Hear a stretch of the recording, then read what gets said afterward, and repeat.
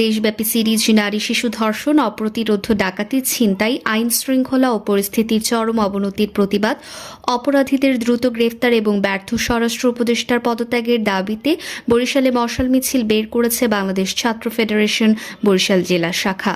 সোমবার রাত 7টায় অসীম কুমার টাউন হলের সামনে থেকে মিছিলটি বের হয়ে নগরীর বিভিন্ন সড়ক প্রদক্ষিণ শেষে শহীদ মিনারের সামনে এসে সংক্ষিপ্ত আলোচনার মধ্য দিয়ে শেষ করা হয়।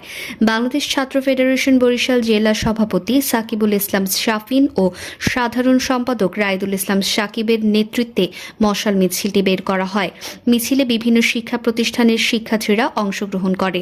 আমরা গত 72 ঘন্টায় প্রায় 71টিরও বেশি ধর্ষণের খবর শুনেছি।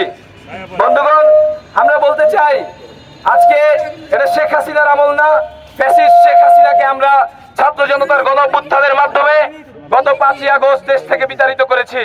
বন্ধুগণ, আমরা শেখ হাসিনার আমলে দেখেছি নির্বাচনী কেন্দ্র থেকে শুরু করে ঘরে, খেলার মাঠে কিংবা পার্কে আমাদের নারী এবং শিশুরা বিভিন্ন জায়গায় ধর্ষণের শিকার হতো।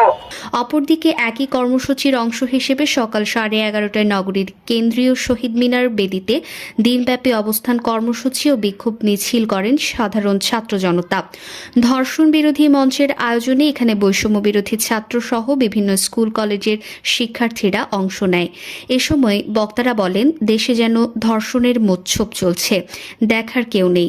গেল 48 ঘন্টায় 17 জন নারী এবং শিশু ধর্ষণের শিকার হয়েছে। এমনটা চলতে পারে না, তাই অনতিবিলম্বে ধর্ষকদের চিহ্নিত করে প্রকাশ্যে ফাঁসির ব্যবস্থা করতে হবে। এটা না পারলে স্বরাষ্ট্র উপদেষ্টার পদত্যাগ দাবি করেন তারা। বরিশাল.নিউজ।